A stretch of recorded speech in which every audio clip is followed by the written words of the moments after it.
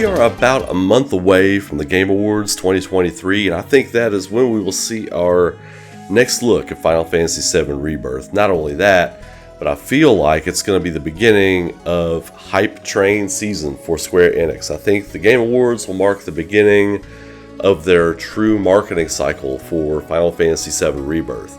I've been excited to talk about this. I've been sitting on this for about a month because we got all this new information, all these new screenshots, and all this new data about Rebirth. And I've been sitting on it because I'm like, well, let me make sure this isn't just the hype taking over, right? Let me make sure this isn't my own personal hype. I want to make sure I clear everything out.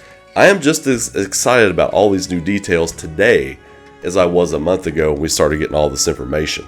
Not only that, but playing for the first time Star Ocean's Second Story R, replaying Star Ocean's Second Story, but playing the remake for the first time now, really has been scratching my itch for that classic JRPG feel.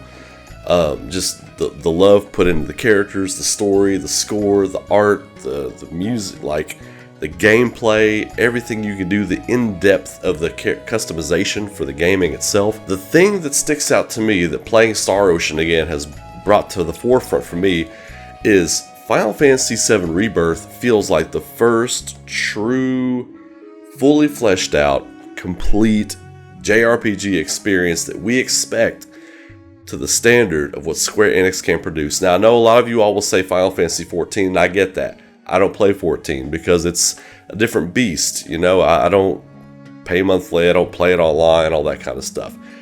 16 was reaching kind of for that marker, but didn't quite hit it. 7 Remake was my game of the year, you all know that, but even it had some holes. Like Ghost of Tsushima gave it a run for its money for me in 2020, which I didn't think that would even be possible, but it did. But Final Fantasy VII Remake was the best game that came out in 2020. Nobody can convince me otherwise. This looks like it's going to be a standard bearer. Let's get into this real quick. If you haven't already, subscribe to the channel, throw a like on the video, share it around. We're pushing towards 6,000 subscribers. I appreciate the heck out of all of you all for being here. All my Coffmanites with me all the time. I'm going to go ahead and dive into what I want to talk about here. It's a gorgeous shot of the high wind. This is all stuff we've seen, but I want to go a little deeper into it. The grasslands, we've been into this before, but the reason this is so... I've got like a new hype for all this stuff, and here's why. This is so fleshed out. Like, this is just one little bitty section of the world. You see Calm, you see Midgar, smoke rising from Midgar over the background of the mountains there. You see the Chocobo farm. You see it's heading into the swamp where the Midgar Zolom is, the marshes. All this other stuff, the crazy levels of detail poured into this. It's on the level of Star Ocean, the Divine Force. I loved how that game treated open zones. This is not open zones, this is massive open world that you can unlock other parts of and freely traverse by the end of the game over time. I feel like that's what they're going to do. But this looks like, feels like, smells like, tastes like, sounds like a classic JRPG. It really does. And yes, I say JRPG because that's not an insult. That is the standard. That is the best role-playing game on the planet. To put that distinction on there, that's a gold star. That's not an insult. That's just the way it is, baby. When I say that, it's the standard of excellence. That's what that means. Even underneath Junon, this shot right here, it is haunting. It's haunting. It looks downtrodden. It looks depressive. You can tell the people are kind of like workers and, you know, low class, and it's got that grimy, almost Midgar like slums feel to it. And I love how they've painted Junon as like a junior Midgar, right? It's another Shinra creation, it's another corporate creation that's holding the original inhabitants of this Junon place down. I love that. I think that's fantastic storytelling. But here's where we get into what has me hyped. The customization surrounding this game. Everything about this game, top to bottom, is all about making your way, building it your way, playing it your way, playing it at your pace. They have said it until they're blue in the face. Play it your way, play it at your pace. There's a structure to the story, and we haven't even gotten into story yet. I'm saving all my story predictions and speculation and all that kind of stuff for some videos next week. We're just talking about the bare bones of the game right now and why I'm so pumped about it and why you should be pumped about it. They're going to go more in depth with this. They're just scratching the surface of what you can do in this game. I've seen a lot of people talking about, well, they've kind of already shown off and now we can draw our own conclusions about how we're going to do everything. There's not really any surprises left. Nonsense. Nonsense. They haven't even scratched the surface. How is smithing going to work? How is the more in-depth item crafting going to work? How are your higher level jobs going to work? There's going to be hunts. There's going to be big random encounters. There's going to be super bosses. There's going to be all kinds of crazy stuff. And I'm here for it. That's what has me super, super excited about what they're doing with this game. And Hamaguchi is approaching Rockstar status already. And I'll tell you something else before we go on to the next part. If this game is as good as it's looking like it's going to be, I really feel like it is. There are certain markers in the ground that you look for when you're like, okay, what's the dev team thinking on this? How's this progressing? How does this look? Why are they showing us this here? Why are they showing us this here?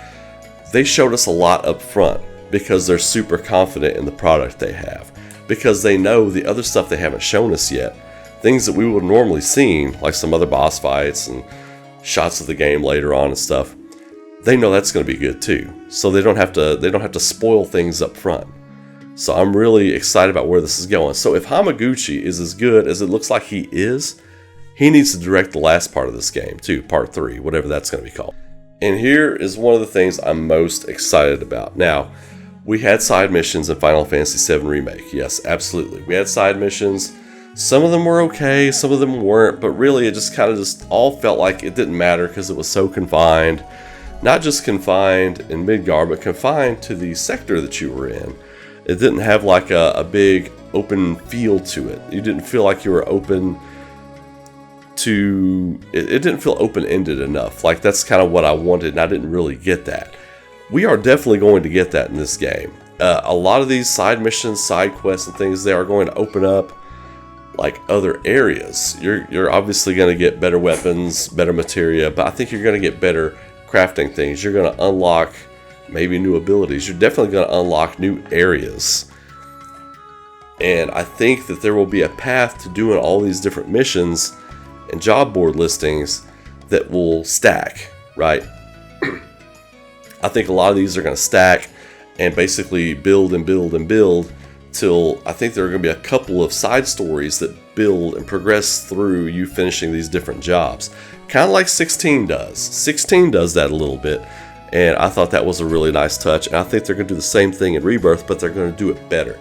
They're going to do it, maybe not better, but more refined, right? Anytime you do something the same way you did it before, it should be a better version of it. It should be a more refined version of that thing. It's called trial and error. So I think that's exactly what they're going to be doing. The synthesis, the item crafting, and this stuff right here, all the job board listings, amazing. We haven't even gotten in to the two things I'm most hyped about. We're getting ready to do it right now. Chadley. Okay, Ray, you're hyped about Chadley, whatever. No, not him per se. What he represents. A massive quest giver for Final Fantasy VII Rebirth. I love the way they seamlessly segued him from being just this guy who's giving you random tasks and stuff around Midgar to being what's going to be most likely the primary quest giver in Final Fantasy VII Rebirth. I love the fact that they used him to introduce these other kind of foreign concepts to Final Fantasy that were obviously heavily inspired by Assassin's Creed and Horizon. Right? The Remwave towers. I have a hard time saying that. Remnawave towers. This is straight up Assassin's Creed and Horizon, and I love it.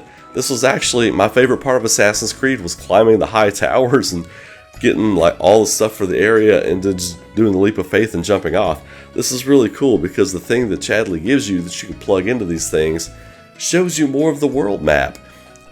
This is the kind of stuff I love. Show me a world map. Show me a world map that I can explore, I can unlock, that I can ungray. they showed this right here when we first saw this about a month ago or whatever it was, and I saw the little green line right there, right here, this little green line tearing through the map, and I said, oh hell no. I said, oh hell no.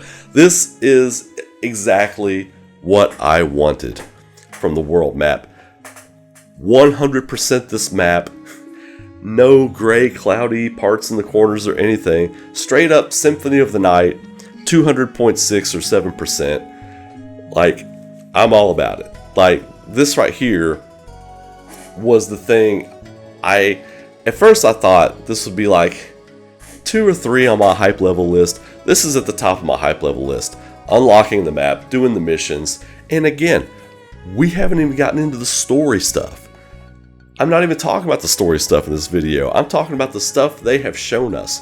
Traversal, item crafting, the map, about to get into combat, art, music, story, characters, gameplay. This game's going to have it all. It really does to me feel like the first true new generation JRPG from Square Enix. A lot of them have gotten close. A lot of them have had that feel. A lot of them have gotten things right and then kind of fallen flat in some other areas. But this feels like it's going to be the one that nails it. And then how good is Part 3 going to be? If Part 2 is going to be this good, how good is Part 3 going to be? That's what I'm crazy about right now. So anyway, this right here, seeing all the different areas, things you're going to unlock, and this is a little bit of it. Y'all understand there's going to be much more, right? This shows just the basic things that you can find once you hit the Renma Wave Tower. Not even the things, there's going to be things you stumble across that you don't see on this. Things that you can dig up with the Chocobo. Some of those things will be listed on the map, some of them won't be. And some of those are going to be quests. You might find maps to go to certain places. I mean, mwah. Come on, man. Right here. When they show these screenshots of the battle and everything taking place, Aerith's ward shift here, they've got all these new little dynamics to all the different attacks, all the different abilities. Like right here, the area she can affect is much greater, and now you got these glyphs. Like this ancient writing. It's like, is that writing? Is that Cetra handwriting? Is this how the Cetra communicated? Is this the Cetra communicating with her live in game while it's written into the battle system? I mean, so many things to think about. My storyteller brain is on overload looking at these pictures, because the brilliance of what we're seeing, is everything in the background adds to the story. When everything in the background adds to the story, you've done it right. Like all this destroyed stuff in the background, probably going to have a little story to it. Looks like remains of a reactor that failed, or maybe just like an old outpost that fell apart, or was taken back by the planet, or was destroyed by monsters. Who knows? But that's pretty impressive. That is insane. Meeting conditions for battles, certain specific battles, meeting different conditions, being able to go back and try to hit those every time. You're just begging me to play this for 200 hours. I mean, you are begging me to put 150 to 200 into it. They said if you do everything, you'll get 100. Oh, how you underestimate me. Oh, how you underestimate me. I'm going to milk this for every minute that I can. I think I can easily get 150 hours out of this game. Easy. If I got almost 100 hours out of Final Fantasy VII Remake is arguably small as that game was. You think I can get 150 out of this game? You're crazy. You are crazy. All the stuff with the Chocobo, all the discovery stuff, digging up treasure, finding things. Who else knows how you'll be able to use the Chocobo? Like, you can sniff out hidden monsters, find different threats. You might be able to find a super boss or two by using Chocobo, right? I wouldn't doubt that one bit. But here's the thing that I'm second most hyped for. I'd say 1B for this and 1A for the world map and discovery stuff. Synergy attacks. Are you kidding me? Every character is going to have one, if not numerous, combination attacks with every character. That's crazy to me, the fact that they can even do that. Like, I'm looking at this whirlwind uppercut. It's Aerith and Tifa double teaming this monster, right? So I'm sitting here thinking to myself, what can Aerith and Barrett do? What can Red 13 and Aerith do? What can Cloud and Red 13 do? What can Yuffie and Red 13? What can Yuffie and Aerith do? What can Yuffie and Tifa do? And I'm thinking about all these combinations, and I'm just like, oh my god, this is already the game of the year for 2024, and we're still in 2023. Come on, man. It's sensory overload for me. It really is. Fast travel, just more hype for the overworld experience, for the world map experience, just more in-depth, more, giving us more. I feel like that is the theme of the day with Hamaguchi and the team and everybody working on Final Fantasy VII Rebirth. They're like, give them more. Just give them more. And why are they giving us more? Because they know Final Fantasy VII is the greatest thing this company ever put out. It's one of the greatest stories ever told. And it transcends just being a video game. It really does. If this were a book, it would be a lot of people's favorite novel or series of novels. If it were a trilogy of movies, it would be a lot of people's favorite movies. I mean, it's a story that transcends all this stuff, regardless of which one's your favorite or whatever. This is undeniable, and they know that. They know that. That's why they're like, give them more, give them more. This is the best thing we've ever done. We're gonna make it the best thing we've ever done again. Give them more, give them more. That's why I'm so pumped for this. So, a month ago when they dropped all this stuff, that's why I wanted to wait. I was like, man, I'm super blown away by this. I want to wait before I speak on any of this stuff in depth. I did a few live streams, but I wanted to gather my thoughts. And I'm like, no, I'm seriously like this blown away by all this stuff. Like it hasn't subsided. I am still like, I started up here, like just humming up here. I'm still like just humming right up here. Like it hasn't ebbed at all. We're gonna play piano. We're gonna play Queen's Blood. Queen's Blood, what is this? I'm like, how many hours are we gonna spend in Queen's Blood? How many hours are we gonna spend doing random stuff at the Moogle house to get everything that you can get from the Moogles? And how many hours are we gonna spend trying our best to master Queen's Blood and get all the cards? I mean, it's insane. And what are those stone cups on the side for, right? Does anybody know that yet? Because I don't. Do you actually put blood in them? Like, are we going Castlevania and stone cups of blood? I don't think that's what I don't think we're going there. But so yeah, this is I'm absolutely completely blown away by this. Everything they've shown us that they're continuing to trickle out here and there. And get ready, because in 1 month at the Game Awards, the train hits full speed. We are going, whatever they show us at Game Awards, it's going to be bonkers, I'm sure. I think we will definitely get something. That's going to begin their marketing cycle. They're going to do a slow roll up to the first or second week of January, and then it's commercials everywhere. It's advertisements everywhere. It's almost like if you don't want anything spoiled, or you don't want to figure stuff out, like a lot of us will. A lot of you all on the channel that comment for me, you all are sharp. You all are sharp. People like us, we're going to figure it out. So you might want to consider going on blackout around the second week of January. But I'm here for it. Like I said, even the story stuff aside, the game is just incredible. It already looks incredible. I mean, it's pretty undeniable. I mean, this game would have to come out just super broken to be disappointing. I mean, it would have to be just broken and not work. It would have to be like, what was it, the Cyberpunk PS4 launch or whatever it was just super broken or whatever. It would have to be that level for this to be bad, and I don't think that's going to happen. This Hamaguchi, I'm a fan of Hamaguchi already, so I'm really stoked for whatever this is, whatever it winds up being. Just take me on a ride. Take me on a 150-hour joyride. That's what I'm talking about. So anyway, appreciate y'all hanging with me as always. We're at this full time now. There ain't no stopping this train we're on. You all know how we roll. We're going to be doing 1, maybe 2 pieces of content every day. We're going to stream at night. We're going to be rocking live. We're going to be rocking hard. So subscribe to the channel. Throw a like on the video. Share. Talk about me. Share me with your friends. Tell your mom and dad to watch. I don't care. Hey, line the whole family up. Let's do it. Until then, y'all have a great night. Be safe. Be good to each other. Keep rocking, baby. And I will see you all in the next video. Take care.